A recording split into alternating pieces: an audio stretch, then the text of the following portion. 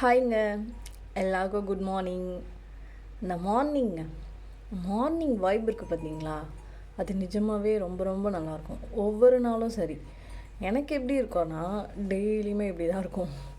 ஏன்னா பக்கத்தில் வந்து மாடு வச்சுருக்காங்க. அவங்க வந்துட்டு நிறைய மாடு கட்டி போட்டு வச்சுருப்பாங்க. ஸோ மார்னிங் எழுந்த உடனே ஜன்னல்லேருந்து நான் பார்க்குற ஃபஸ்ட்டு வியூ இந்த மாதிரி வியூ தான். அது ரொம்ப நல்லாயிருக்கும்.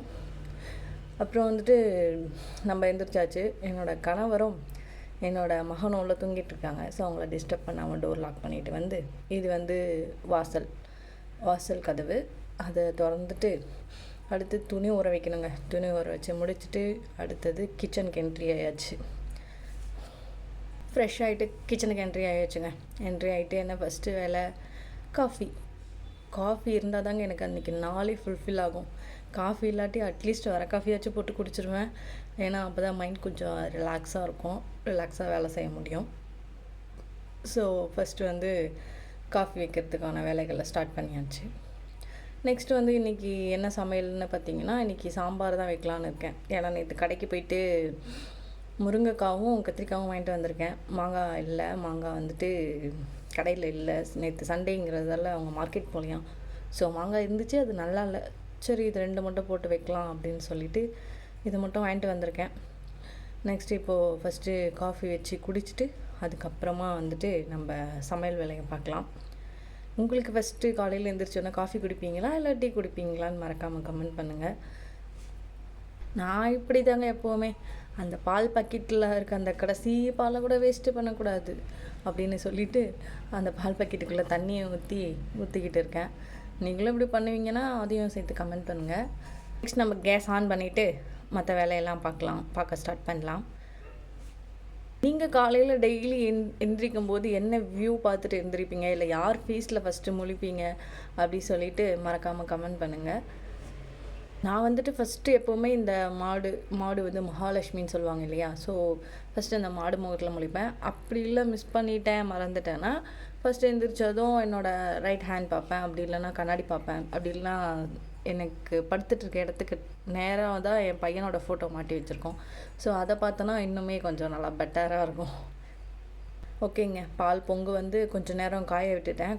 பொங்கு வந்தவனெல்லாம் நான் காஃபி போடலை. கொஞ்சம் நேரம் பால் காஞ்சதும் காஃபி போட ரெடி பண்ணியாச்சு. காஃபி போட்டுக்கிட்டு இருக்கும்போதே அங்கேருந்து என் பையனோட வாய்ஸ் கேட்டுச்சு. சரி சொல்லிவிட்டு காஃபி போட்டு வச்சுட்டு அதுக்கப்புறம் போய் பார்க்கலாம் சொல்லிவிட்டு காஃபி போட்டுட்ருக்கேன். காஃபி பிஸ்கெட் எல்லாம் ரெடி பண்ணி வச்சுட்டு என் பையனை போயிட்டு பார்க்கணும். ஏன்னா அவன் எந்திரிக்கும் போதே பிஸ்கெட் வேணும் அப்படின்னு கேட்பான். அவன் காஃபிலாம் குடிக்க மாட்டான். ஸோ அவனுக்கு பிஸ்கெட் கொடுக்கணும். அது வந்து சார் முழிச்சிக்கிட்டாரு. இருந்தாலும் சும்மா விளையாட்டு கட்டுறதுக்காக கண்ணை மூடிக்கிட்டு இருந்தான். அப்படி தான் டெய்லியுமே விளையாடிட்டுருப்பான். நெக்ஸ்ட்டு வந்து சாம்பார் வைக்கிற வேலையை ஸ்டார்ட் பண்ணலாம். இன்றைக்கி முருங்கைக்காய் கத்திரிக்காய் சாம்பார் தான்.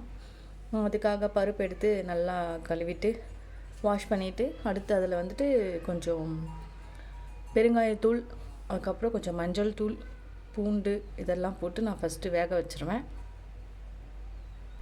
என்னோடய சன்னுக்கு வந்துட்டு இப்போ தான் 2.5 years ஆகுது. ஸோ நெக்ஸ்ட் இயர் வந்துட்டு அவனை நான் ஸ்கூலில் சேர்க்கணும். பட் ஆனால் என் ஃப்ரெண்டு என்ன சொன்னான்னா, இந்த இயரே வந்துட்டு அந்த ஆர்டிஇ ஃபார்ம் வந்து விடலையாங்க சென்ட்ரல் கவர்மெண்ட்லேருந்து. ஏன்னா ஆர்டிஇக்கான அந்த தொகையை வந்துட்டு சென்ட்ரல் கவர்மெண்ட்லேருந்து அலாட் பண்ணலையாம். ஸோ அதனால் இந்த இயர் வந்து ஆர்டி கிடையாது அப்படின்னு வந்துட்டு சொன்னாங்க அப்படின்னு சொல்லி என் ஃப்ரெண்டு சொன்னான். அது என்னன்னு எனக்கு தெரியல. அவள் வந்துட்டு இந்த இசேவை மையத்தில் வந்து அப்ளை பண்ண போகும்போது அவளுக்கு சொன்னாங்களாம் இந்த மாதிரி சொல்லிட்டு. வந்தால் இந்த ஜூன் மந்த் வராதுன்னு நினைக்கிறேன். மே எண்டுக்குள்ளே வரணும்னு சொன்னாங்க. ஆனால் மே எண்டுக்குள்ளே இன்னும் வரல ஆர்டி. அதனால் இதுக்கப்புறம் வருமானது டவுட்டு தான். ஆனால் இது மாதிரி நான் எந்த இயருமே வந்துட்டு ஆர்டி வந்துட்டு வரல அப்படின்னு நான் கேள்விப்பட்டதில்லை. இந்த இயர் என்னன்னு தெரியல. என் ஃப்ரெண்டு தான் எனக்கு சொன்னாங்க. நெக்ஸ்ட் இயர் நானும் ஆர்டி போடலான்னு தான் இருக்கேன். நெக்ஸ்ட் இயர் ஆர்டி வருமா என்னன்னு தெரியல. அதுவே பெரிய கன்ஃபியூஷனாக இருக்குது. ஆர்டி வந்துச்சுன்னா கொஞ்சம் ஹெல்ப்பாக இருக்கும். ஏன்னா ஃபீஸ் கம்மியாகும். அப்படி இல்லாட்டா புக்கு மட்டும் வாங்கி கொடுக்குற மாதிரி இருக்கும் அப்படின்னு யோசிச்சுட்ருக்கேன். என்ன பண்ணுறதுன்னு தெரியல. நீங்கள் எல்லாம் யார் ஆர்டிக்காக ட்ரை பண்ணியிருக்கீங்க, இல்லை ட்ரை பண்ணி கிடச்சிருக்கு, இல்லை ட்ரை பண்ணேன் கிடைக்கல அப்படின்னு சொல்லிட்டு யாருனா இருந்தீங்கன்னா எனக்கு கமெண்ட் பண்ணுங்கள். இல்லை இந்த இயர் வந்து ஆர்டி வந்துச்சா இல்லையானோ எனக்கு ஷுவராக தெரியல. உங்கள் ஷுவராக யாருக்குன்னா தெரிஞ்சிச்சுன்னா எனக்கு வந்து கமெண்ட்டில் சொல்லுங்கள். நெக்ஸ்ட்டு வந்து சாம்பார் வந்து கூட்டியாச்சுங்க.